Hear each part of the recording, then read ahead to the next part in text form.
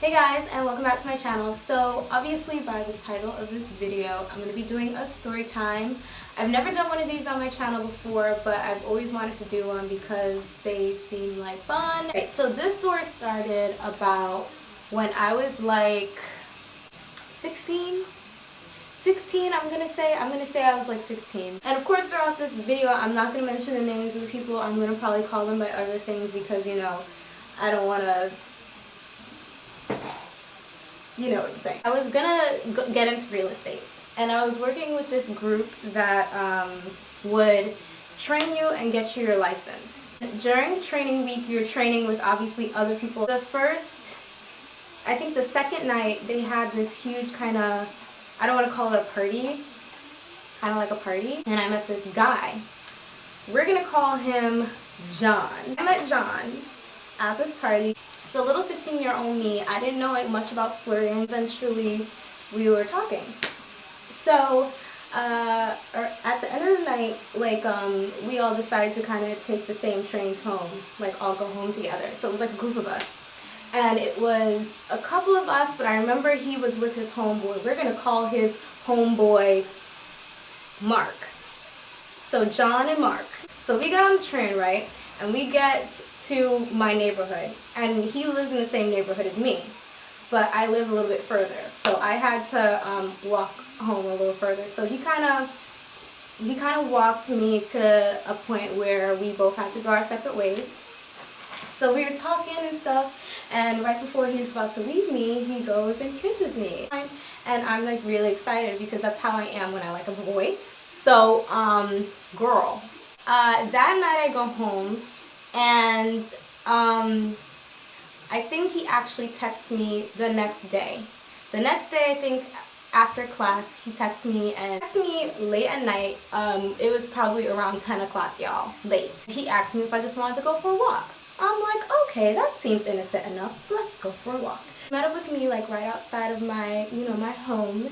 We were walking together around my neighborhood and stuff, just talking about whatever. And I'm thinking everything's going great. Like, oh my God, we're getting along, we're vibing so well. Everything's cool. You know how it is when you like a boy. So I'm sitting there chilling. Everything's going great. All of a sudden, my phone starts ringing. I'm not going to answer it because I'm with my man right now, my future boo. I'm ignoring it because I think maybe it's a friend of mine or my parents or whatever. I'm not trying to talk to them right now. But my phone kept ringing and kept ringing and kept ringing. Eventually, after maybe like the 15th phone call, I was like, oh, hold on a second, boo, let me look at my phone.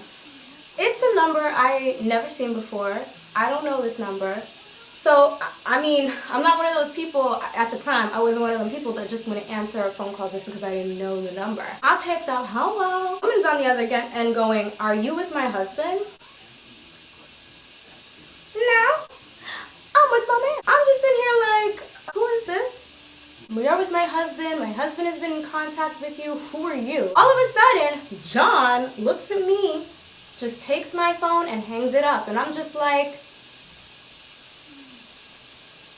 are you married? Are you married? Yeah, I'm married. What? What? You're married? What? I don't do that. I don't do the married man. No, what do you mean you're married? What? So then he proceeds to explain to me that the woman that he is currently married to is a woman from a foreign country. And he married her to get her a visa. And she offered to pay him to marry her. So this was all just a mutual arrangement.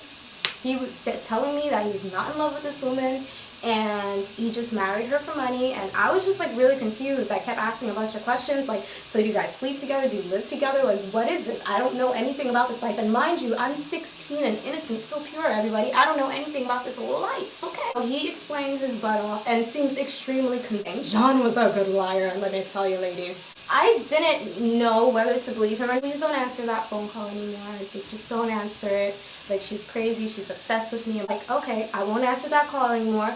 But then at the same time, I didn't feel comfortable pursuing anything with him or whatever the case was because I'm just not about the drama and the complication. I don't care if you're married for money, married for whatever. You do not come between a married couple. I don't care how it happens. I just don't do the married man thing. Sorry. Then I just go home. I leave him and I go home. There was no more kissing, nothing like that. And as I'm home, phone's still blowing up, phone's still blowing up. Like, I mean, for days, for probably 3 days after, I still kept getting phone calls from this woman. And I just never answered. I felt like, I don't know why she's blowing up my phone. 4 or 5 months go by and I'm working at a new place. I'm not dealing with the real estate thing anymore. After that, I thought it was way too awkward.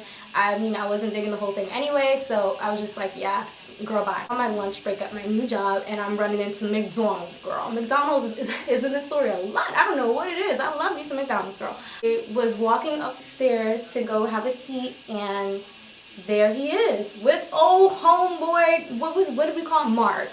John and Mark up in the McDonald's, and I'm just like, oh my God.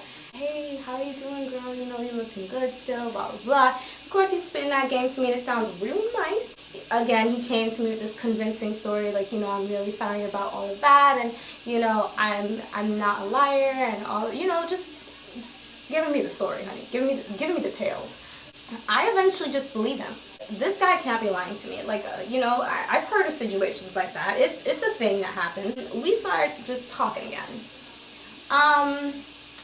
About 2 days later, he asked to see me. Like, early. He wanted me to come over to his place. Like around 8 or something like that. Sure, I'll come and kick it with you. We made that arrangement the night before. So we had already planned to meet up. That same night, my phone kept blowing up. Again, a number I do not know. So this time, I just answered because something in my spirit was saying, Ariel, answer it. Just answer. Because I kept thinking to myself, if this is a woman that's getting what she needs from you, which is her visa, and you got your money and everybody's okay to see other people, then why does she even care what you're doing? Clearly there's some... So I answered the phone. Are you speaking with my husband again? I ran into him, and I was like, I don't know what's going on, but he told me that you guys only got married for a visa. Like, visa? We married for love. I'm pregnant with his child right now. Come again? One more time, because I'm lost. I'm confused again. We're in love. I'm pregnant. He's the father. I'm just sitting here like, girl, so we just start swapping details. Let me meet up with you. I will prove it to you. Let me meet you. I promise we'll meet in a public place and everything like that. So I'm just like, all right. I was so young. Today me wouldn't be down for that because I'm just not about the drama. And I feel like I wouldn't want to get involved any further past the point of me knowing, okay, he was lying to me, he was lying to you. You can take that information and do whatever you want with it because I don't want to get involved. But at the time, I just felt so bad for her. You just found out your husband's like cheating or attempting to, and you're pregnant. Like, I feel so bad. So when she just asked to meet up with me, and I was just like, okay, just because I thought it would just, I don't know, make her, girl, I don't know. She bought me a photo album of boom, boom, pow, pow, pow. We married. Like, in love, vacationing together. Oh my God. And at that point, it's not even like he can lie and say, oh no, this girl is crazy, because she saw the text messages that he was sending me. She's like obviously heated in this McDonald's. Like, I can't believe he would do this to me. Just come walk with me. So, now that I think about the story, girl, that could have been a serial killer. That could have been a serial killer situation. But again, everybody does some dumb things in their lives, and everybody wasn't too wise at the time, and you thank God that you make it out of certain situations alive, you know what I'm saying? And she decides she's going to take me to their home, and she's going to show me, like, we live here. I'm walking down the block with my McDonald's soda in my hand, just sipping. Walking down the block, and she's just telling me, and this is where all of this just hits the fan. You're walking up the block of their home. And who should walk down the block at the very same moment? None other than John and his shady ass friend Mark. Come on down, guys. He starts to see us, and literally the oh shit look that he had on his face was just priceless. I was just standing here like, at that point, you guys, you know, I always knew I was going to be a little bit shady just because I was so excited a little bit. I know I should have been excited because it's not right, but I was a little excited because it's like you tried to play me. And now I'm going to see her tear into you. And I don't even care. I'm just here for the tea. He tried to like almost walk by us like he didn't even know what's up. She starts yelling at him like, oh my God, you're trying to talk to her? What are you trying to do? Get her to come? Why are you doing this? I'm pregnant. I'm pregnant.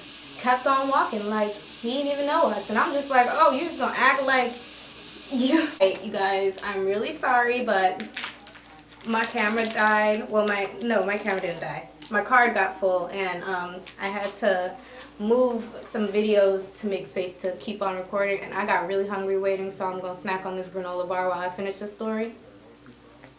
I hope you guys don't mind, but I'm pretty sure you don't. After she done yelling at him in the streets and everything, she said, come inside. And in hindsight, very foolish. Like, although she's pregnant, like she could have killed me. Anything could happen. We get inside the house and she's basically like all their pictures are on the wall of their wedding. She has kids. And she knows that he was asking me to come to the house. So all I'm sitting here thinking is like, what was he gonna do when I get here? Like hide the wedding photos? Like take them off the wall or something? Or like tell me I can't go into a certain room because that's the kids' room or whatever? Like it's so weird. And y'all, on top of that, let me just tell you another little hot mess detail. The friend that was there, Mark, the entire night, he was actually there the very first night that we met. He witnessed us kiss the very first time. And on top of that, y'all, he was living with both of them on the couch. I know it's bro code and you gotta just stick with your boy no matter what, but when your boy is effing up like that, guys, come on. Come on. Not only are they ruining, you know, their own lives, and you just should be a good friend and just be like, hey, man, you know, you're fucking up right now. Like, he could jack up your living situation if you get caught.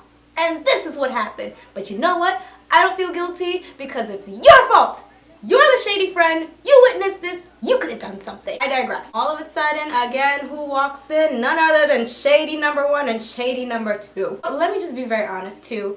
It was a little funny in the streets when she was yelling at him. Just a tad. But then, once we were in the house, it just really became uncomfortable. I mean, I felt like I was witnessing a part of their marriage that I definitely shouldn't be a part of. They were, like, she was screaming and practically about to, like, I thought she was gonna punch him, but all I kept thinking is she's pregnant. I mean, I don't know. Like, she can't be like this. Like, I felt so bad for her, really, really, really, truly. She just kept yelling, and oh, the F words were going, and you guys, it was a sad scene that day. I'm just standing there, and John comes up to me, and he's like, do we name him Mark or John? I don't even remember anymore. But the one that was trying to talk to me came up to me and said, Ariel, just go. Like, trying to like shun me out of the apartment. Just go, Ariel, just go, just go. And she is like blocking me and going, no, I invited her here. She gets to stay. You leave. I'm like, girl, I don't even want to be here anymore. Like, seriously, this is so uncomfortable. I was just like, you know what? I'm just gonna go. I'm leaving. I just scurried my little self on out of there. And I powered walked so fast because I just wanted to get away. And let me tell you guys, this is the part of the story where I'm still a little salty about it. Even now. I walked up the block, and remember, I'm a tender 16-year-old girl who did not want to be involved in this situation and was deceived. I don't want to say I'm the victim, but I was the victim, okay? Not more of a victim than wifey, but I was a victim. I was lied to too. I get up the block. I'm standing on the corner waiting for the light to change so I can cross the street. And running up the block is John, the homeboy. He runs up on me in the middle of the street, cursing and saying like this, well, like over here, he was here, this and I'm not even paying attention to him, like this close to my face. And you guys, let me just say, me back then is very different from me today. I mean, there's still a part of me that's very shy and withdrawn and stuff like that, but I was really shy and really withdrawn, and I really didn't speak up for myself when I was young. I was like terrified of everybody, you know, and it was that easy to make me cry. So he's yelling and screaming, and I just start bursting into tears because I was scared. Like, he was mean and yelling, and all these people, and side note, people, this man is yelling at a young child. You're not gonna say anything? Where's my people? I'm standing out on the streets being verbally attacked, and I'm just like bawling my eyes out because I was like obviously confused. Like, wait, first I understand that you're now homeless and you're upset about that, but it's not my fault. Was it my fault? You knew he was married. You knew he was married. You were living with his wife, you sicko. Why would you get mad at me? Long after, maybe like 2 years after that, I ran into his wife a couple of times, and this was after she had the baby. She had told me that they were still together, and you know, he's being a really good father and all of that stuff. And you know, I truly hope that is the case. I really, really do. Because she really was a really nice woman, and she did not deserve what he did to her. And I mean, to do that when a woman is with child is the most disgusting thing. Disgusting. I'm still a little salty about Friend. I'm still waiting on an apology, okay? That's all I'm gotta say. Basically it. I don't know what I'm going to title this video, but I hope you enjoyed the story. Like, it was really weird. One of like the craziest things that's ever happened to me. And let me know if you guys like these kinds of videos. Yeah, so I will see you in my next one. Bye.